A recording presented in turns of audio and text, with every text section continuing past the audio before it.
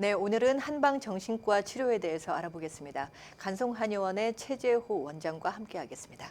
안녕하십니까? 어서 오십시오. 네, 네, 반갑습니다. 반갑습니다. 네, 예, 선생님, 한방정신과에서 치료가 가능한 진료 과목은 무엇이 있나요? 글쎄요. 요즘 우울증이라든가 무슨 공황장애, 심지어 ADHD, 자폐증, 사실 정신과 질환은 거의 다 해당된다 그래도 무리는 아닌 것 같습니다. 네. 네, 그게 사실 정말 많이 생소하거든요. 제가 네, 오늘 이 시간을 굉장히 많이 기다렸어요. 음, 네.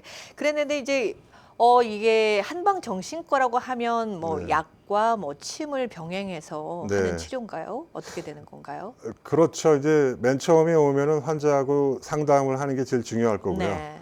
그 다음에 당연히 침을 쓸 수도 있고, 약을 쓸 수도 있고, 병행할 수도 있고, 네. 또 사실은 이 한방에서는 그 거의 대부분의 이렇게 양생법이라 그래가지고요. 네. 그러니까 반드시 침과 그 약 쓰는 거 이외에 네네. 상담 이외에 심지어 숨 쉬는 방법, 약간의 아, 운동하는 네. 방법, 네. 뭐 물론 또 다른 것도 마찬가지지만 햇볕을 어느 정도 쬐어야 된다든지, 네.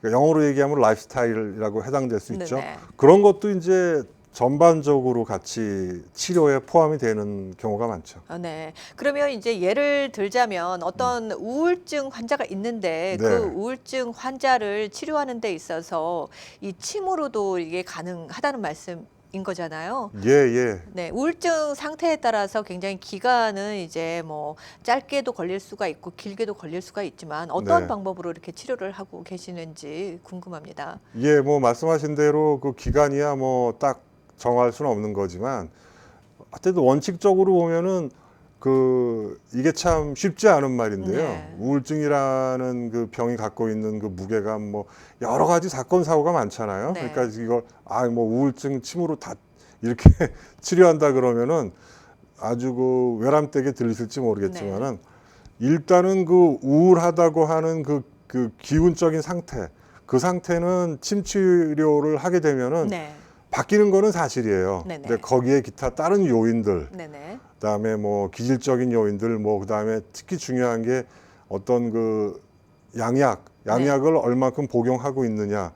그런 부분들이 굉장히 복잡 미묘하게 작용을 한다고 볼 수가 있죠. 네. 그렇다면 이제 약을 그런 우울증 환자들이 이제 예. 정신과 양방에서는 정신과 치료를 받기 위해서 약을 섭취를 하잖아요. 네네. 그러면 그 약을 먹는 약을 좀 중단하고 그 음. 한약으로만 이렇게 대체하고 침으로 하면은 그게 좀 괜찮아질 수 있나요? 어떻게 되는 그게 건가요? 이제 이론적으로는 그것이 가장 이상적인 방법이고요. 네네. 또 그렇게 할 수 있는 경우도 있습니다만은 이 현실적으로 봤을 때는 법적으로도 그렇고 이 의료법이요 특히 이렇게 한방에서 의사들이 환자한테 당장 뭐 우울증 약이나 정신과 약을 끊어라 네. 이런 말들을 잘 하지도 않고요. 네. 그런 말을 하는 것 자체가 문제의 소지가 있습니다. 그게. 네. 그렇기 때문에 대부분 경우에는 뭐라 그럴까요? 네. 자발적으로 그 정신과 선생님, 여기서 선생님이라는 건 네. 양방 선생님이에요. 네네. 양방 선생님하고 이제 의논해서 말하자면은 뭐 허락이라 그래야 되나요? 그래서 영어로 테이퍼업이라 그러거든요. 네네. 조금씩 줄여나가는 게 제일 이상적이라고 보죠. 굳이 이제 또 그런 환자들을 봤을 때, 네. 나 지금 양방에 어떤 치료를 받고 있는데, 선생님, 제가 침을 맞는 건 괜찮은데, 꼭 한약을 먹어야지 되나요? 라는 사람들 질문 많이 받지 않으세요? 그런 질문 굉장히 많이 받습니다. 네. 그럼 저는 이제 가끔 이제 전쟁과 전략에 비유해서 설명을 하는데 예를 들어서 무슨 뭐 똑같은 건 아니지만은 해병대나 낙하산 부대는 침이라고 아, 한다면은 네.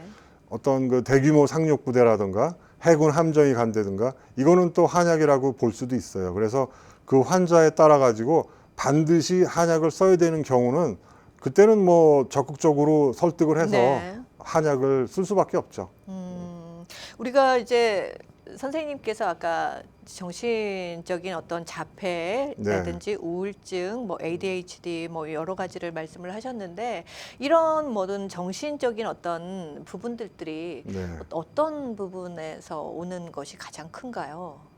이제 뭐 내부적인 요인도 있고 외부적인 요인으로 보자면 선생님께서 보시기에는 어떤 게 가장 큰 것 같아요. 뭐 저 같은 경우에는 뭐 함부로 드릴 말씀은 아니지만 일단 마음에 포인트를 두는데요. 그러니까 마음이라는 게 조금 너무 크니까 네. 그래서 할 수 없이 이건 제 얘기가 아니고 그 황제내경이라든가 이런 소문에 옛날 고서에다 나온 얘기인데 한 7가지 정도로 인간이 그 겪게 될 네. 감정을 갈라놨거든요, 이미. 네. 그러니까 그 7가지 캐러고리 중에서 어떤 부분에 가장 심하게 노출이 됐고 그것 때문에 기운의 변화가 네. 병에 이르도록 왔는가에 말하자면 그 패토피지올로지죠. 네. 그거를 파악을 하는 것이 말하자면은 그 원인을 알아내는 것이고 네. 그렇게 되면은 치료가 가능하다고 봅니다. 네, 알겠습니다. 지금 이제 시간이 좀 다 돼서 네. 1부에서 이렇게 하고 네. 2부에서 또 다시